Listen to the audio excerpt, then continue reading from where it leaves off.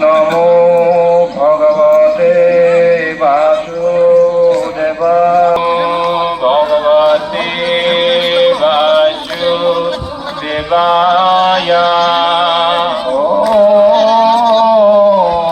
নমো ভগবতে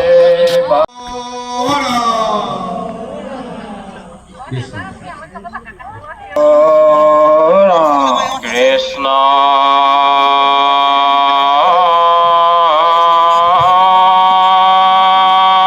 শংকৰ গুৰু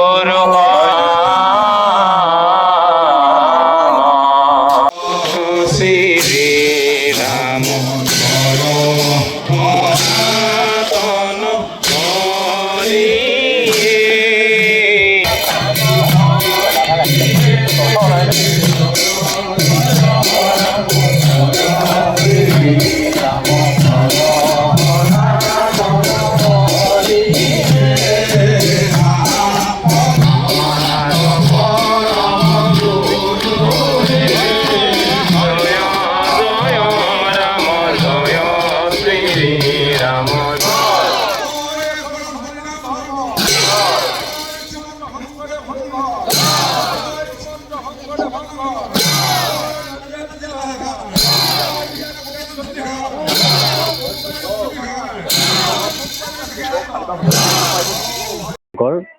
আমি সকলো জানো উত্তৰ পূব ভাৰতৰ সৰ্ববৃহৎ ধৰ্ম সাহিত্য সংস্কৃতি শৈক্ষিক আৰ্থিক অৰাজনৈতিক অনুষ্ঠান শ্ৰীমন্ত শংকৰদেৱ সংঘ। শ্ৰীমন্ত শংকৰদেৱ সংঘ নাজিৰা জিলা শাখাৰ এটা অভিন্ন অংগ আৰু নাজিৰা জিলা শাখাই এইবাৰ 33 বছৰ সম্পূৰ্ণ কৰিছে আৰু এই 33 সংখ্যক নাজিৰা জিলা শাখাৰ বাৰ্ষিক অধিৱেশন তিনিদিনীয়াকৈ ভোগবাৰী সমন্বয় ক্ষেত্ৰত অনুষ্ঠিত হৈ আছে। আজি অন্তিম দিন। প্ৰথম দিনৰ কাৰ্যসূচী অনুসৰি আঞ্চলিক শাখাৰ বিভিন্ন কাৰ্যসূচী ৰূপায়ণ কৰা হ'ল, প্ৰতিনিধি সভা অনুষ্ঠিত হ'ল। দ্বিতীয় দিনৰ কাৰ্যসূচীত আমাৰ বিশেষকৈ আমাৰ জিলাৰ প্ৰতিনিধি সভাখন অনুষ্ঠিত হৈ গৈছে। আপোনালোকে সকলোৱে জানে বৰ্ষটোত হোৱা সমস্ত আয় ব্যয় আৰু লগতে কাম কাজ জিলা কাৰ্যনিৰ্বাহক সভা লগতে জিলাখনৰ বিভিন্ন শাখা সমিতিসমূহে যিমান কাম কাজ আগবঢ়াই নিলে এই গোটেই সমুদায় হিচাপ প্ৰতিনিধি সভাত দাখিল কৰা হয়। আৰু কালি সুকলমে খুব আমি আনন্দিত হৈছোঁ যে শতাধিক প্ৰতিনিধিৰ উপস্থিতিত কালি সম্পূৰ্ণ অনুষ্ঠানৰ নিয়ম নীতিৰে সাংবিধানিকভাৱে আমাৰ প্ৰতিনিধি সভাখন অনুষ্ঠিত হৈ যায়। মূলৰ পৰ্যবেক্ষক হিচাপে শিৱসাগৰ জিলাৰ শাখাৰ মূলৰ সদস্য মোহন বৰুৱা প্ৰভু ইয়াত উপস্থিত আছিল। তেখেতে ভূয়সী প্ৰশংসা কৰি গৈছে।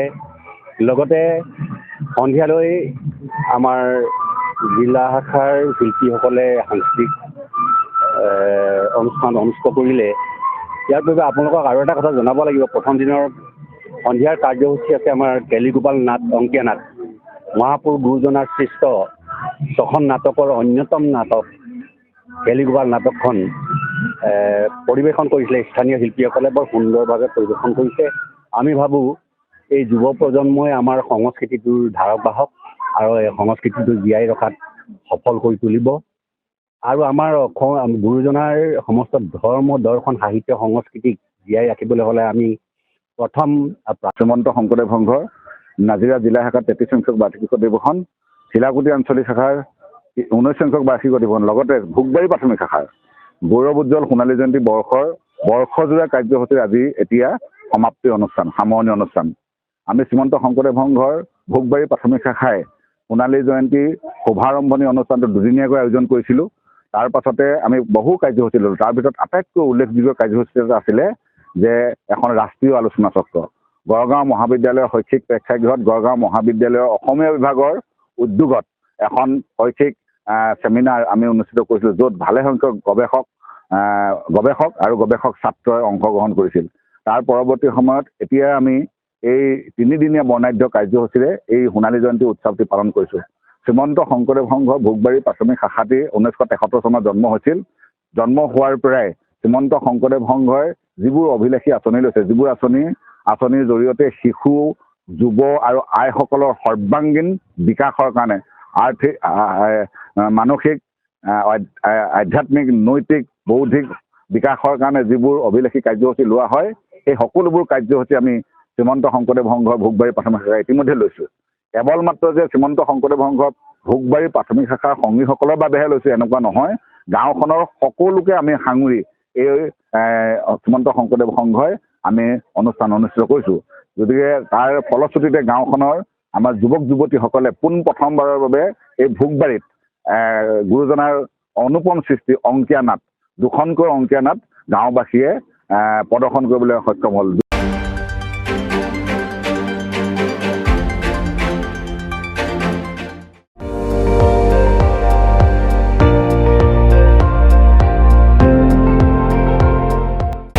আপুনি চাই আছে ND24, সৰ্বশ্ৰেষ্ঠ নহয় সৰ্বোত্তমৰ দৌৰ।